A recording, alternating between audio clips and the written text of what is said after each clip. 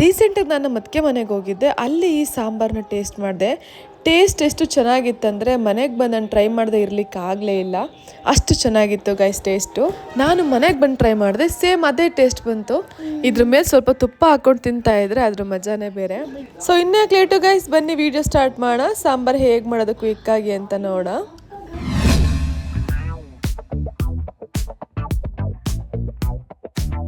ನೋಡಿ, ಫಸ್ಟ್ ಒಂದು ಕುಕ್ಕರ್ ತೊಗೊಳ್ಳಿ. ಕುಕ್ಕರ್ಗೆ ಒಂದು 5ರಿಂದ 6 ಟೊಮೆಟೊ, ಅಂದರೆ ನಿಮ್ಮ ಸಾಂಬಾರು ಎಷ್ಟು ಬೇಕು ನೋಡಿಕೊಂಡು ಟೊಮೆಟೊ ಆ್ಯಡ್ ಮಾಡ್ಕೊಳ್ಳಿ. ನಾನಿಲ್ಲಿ ಒಂದು 5 ಟೊಮೆಟೊ ತೊಗೊಂಡಿದ್ದೀನಿ. ಒಂದೊಂದು ಟೊಮೆಟೊನ 4 ಸ್ಲೈಸಾಗಿ ಕಟ್ ಮಾಡ್ಕೊಂಡು ಹಾಕ್ಕೊಂಡಿದ್ದೀನಿ. ಟೊಮೆಟೊ ಹುಳ ಇರುತ್ತೆ ಅನ್ನೋ ರೀಸನ್ ಕಟ್ ಮಾಡಿ ಹಾಕ್ಕೋಬೇಕು. ನೆಕ್ಸ್ಟು ಒಂದು ಇಡೀ ಬೆಳ್ಳುಳ್ಳಿ ಸಿಪ್ಪೆ ತೆಗೆದಿಟ್ಕೊಂಡಿದ್ದೀನಿ, ಸೊ ಅದನ್ನು ಇದಕ್ಕೆ ಸೇರಿಸ್ಕೋಬೇಕು.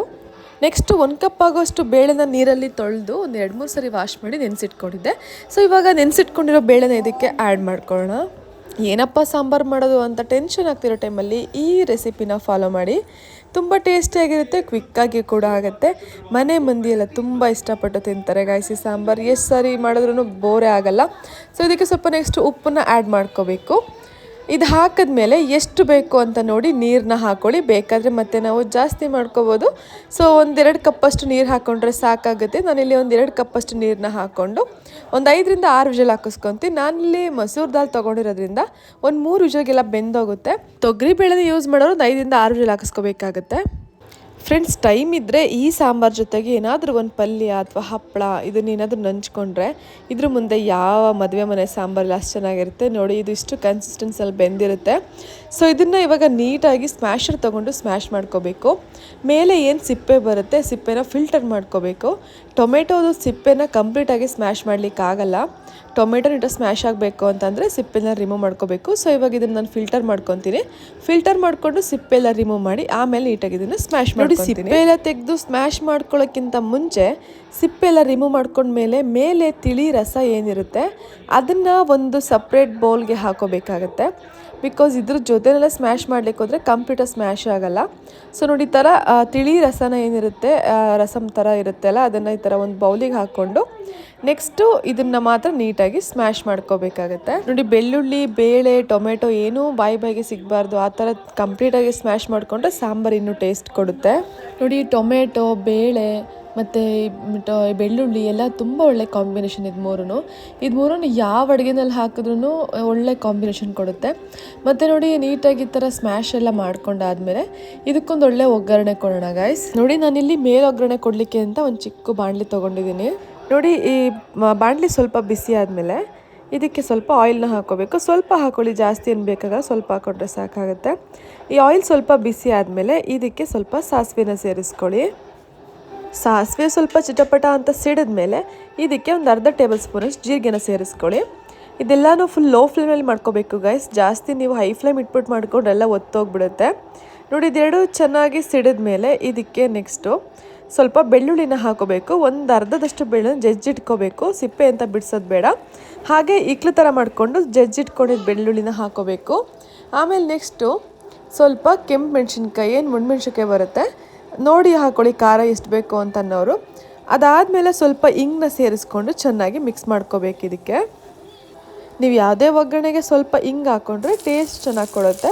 ನೋಡಿ, ಇಷ್ಟ ಆದಮೇಲೆ ಸ್ವಲ್ಪ ಕರಿಬೇವನ್ನ ಹಾಕ್ಕೋಬೇಕು. ಕರಿಬೇವು ಇಷ್ಟ ಅನ್ನೋ ಸ್ವಲ್ಪ ಜಾಸ್ತಿನೇ ಹಾಕ್ಕೊಳ್ಳಿ, ಸ್ವಲ್ಪ ಫ್ಲೇವರ್ ಇಷ್ಟ ಆಗಲ್ಲ ಅನ್ನೋ ಸ್ವಲ್ಪ ಕಡಿಮೆನೇ ಹಾಕ್ಕೊಳ್ಳಿ. ನೋಡಿ, ಇಷ್ಟನ್ನು ಹಾಕಿ ಚೆನ್ನಾಗಿ ಮಿಕ್ಸ್ ಮಾಡ್ಕೋಬೇಕು. ಒಗ್ಗರಣೆನ ನೀವು ಲಾಸ್ಟ್ ತನಕ ಲೋ ಫ್ಲೇಮಲ್ಲೇ ಇಟ್ಬಿಟ್ಟು ಮಾಡಬೇಕು ಗೈಸ್. ನೀವು ಹೈ ಫ್ಲೇಮಲ್ಲಿ ಇಟ್ಟರೆ ಎಲ್ಲ ಒತ್ತೋಗ್ಬಿಡುತ್ತೆ, ಟೇಸ್ಟ್ ಚೇಂಜ್ ಆಗಿಬಿಡುತ್ತೆ.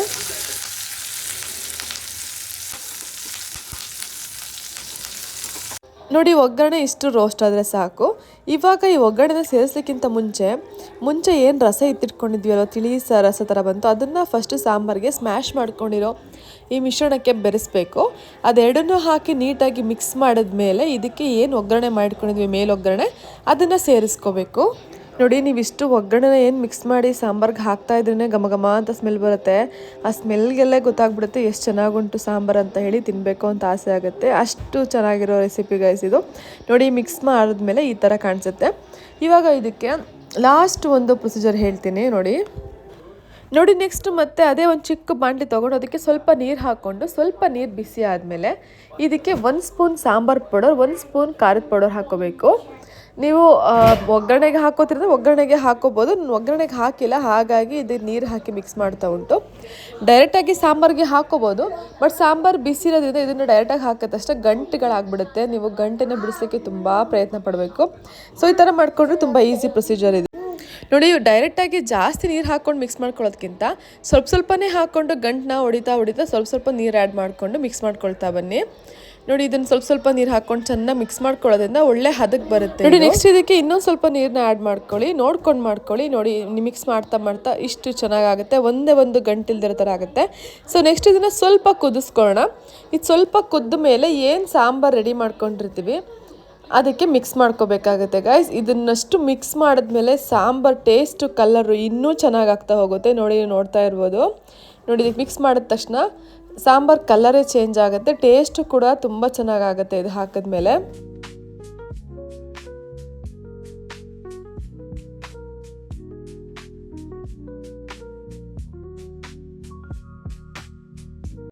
ನೋಡಿ ಗೈಸ್, ಇಷ್ಟು ಆದಮೇಲೆ ಲಾಸ್ಟಲ್ಲಿ ಸಾಂಬಾರನ್ನ ಚೆನ್ನಾಗಿ ಕುದಿಲಿಕ್ಕೆ ಇಟ್ಕೊಳ್ಳಿ. ಸಾಂಬಾರು ಚೆನ್ನಾಗಿ ಕುದೀತಾ ಇರುವಾಗ ಸ್ವಲ್ಪ ಕಟ್ ಮಾಡಿ ಇಟ್ಕೊಂಡ್ರೆ ಕೊತ್ತಂಬರಿ ಸೊಪ್ಪನ್ನ ಮೇಲೆ ಹಾಕ್ಕೊಳ್ಳಿ. ಇಷ್ಟಾದಮೇಲೆ ಸಾಂಬಾರನ್ನ ಒಂದು ಕುದಿ ಬಂದ ತಕ್ಷಣ ಆಫ್ ಮಾಡ್ಕೊಳ್ಳಿ. ನೋಡಿ ಗೈಸ್, ಇಷ್ಟೇ ಸಾಂಬಾರು. ಬೇಕಂದ್ರೆ ಹುಳಿನ ಆ್ಯಡ್ ಮಾಡ್ಕೊಳ್ಳಿ. ಹುಳಿ ಟೊಮೆಟೊ ಹಾಕಿದ್ದೀವಿ ಅನ್ನೋರು ಹುಳಿ ಹಾಕೋ ನೆಸೆಸಿಟಿ ಇರಲ್ಲ. ನಾನಿಲ್ಲಿ ಹುಳಿ ಟೊಮೆಟೊ ಹಾಕ್ಕೊಂಡಿದ್ದೆ, ಸೊ ಮತ್ತೆ ನಾನು ಹುಳಿ ಆ್ಯಡ್ ಮಾಡಿಲ್ಲ. ಬೇಕಂದವರು ಸ್ವಲ್ಪ ಹುಣಸೆಹಣ್ಣು ಆ್ಯಡ್ ಮಾಡ್ಕೋಬೋದು. ನೋಡಿ ಎಷ್ಟು ಚೆನ್ನಾಗಿ ಕಾಣಿಸ್ತಾ ಉಂಟು, ಹಾಗೆ ಕುಡಿಲಿಕ್ಕೂ ಚೆನ್ನಾಗಿರುತ್ತೆ. ಇದು ಅಷ್ಟು ಚೆನ್ನಾಗಿರೋ ಸಾಂಬಾರಿದು. ಸೊ ನಿಮಗೆ ಕ್ವಿಕ್ಕಾಗಿ ಯಾವಾಗಾದರೂ ಆಗಬೇಕು ಅಂತಂದರೆ ಮಿಸ್ ಮಾಡದೆ ಈ ರೆಸಿಪಿನ ಫಾಲೋ ಮಾಡ್ಕೊಳ್ಳಿ ಗೈಸ್. ಓಕೆ ಫ್ರೆಂಡ್ಸ್, ನೋಡಿದ್ರಲ್ವ ಸಾಂಬಾರು ಹೇಗೆ ಮಾಡೋದಂತ ಹೇಳಿ. ನೀವು ಇನ್ನೂ ಸಬ್ಸ್ಕ್ರೈಬ್ ಆಗದೆ ನನ್ನ ಚಾನಲ್ ನೋಡ್ತಾ ಇದ್ದರೆ ಪ್ಲೀಸ್ ಸಬ್ಸ್ಕ್ರೈಬ್ ಮಾಡ್ಕೊಳ್ಳಿ. ವಿಡಿಯೋ ಇಷ್ಟ ಆದರೆ ಲೈಕ್, ಶೇರ್, ಕಮೆಂಟ್ ಮಾಡಿ. ಈ ಥರ ಸಾಂಬಾರುಗಳನ್ನ ಇಷ್ಟಪಡೋ ನಿಮ್ಮ ಫ್ರೆಂಡ್ಸ್ ಆ್ಯಂಡ್ ಫ್ಯಾಮಿಲಿಗೆ ಈ ವಿಡಿಯೋನ ಶೇರ್ ಮಾಡಿ. ಸೊ ಗೈಸ್, ಸಿಗೋಣ ಮತ್ತೆ ನೆಕ್ಸ್ಟ್ ವಿಡಿಯೋದಲ್ಲಿ ಅಂತ ಹೇಳ್ತಾ, until then love you all, take care, bye. Thanks for watching guys.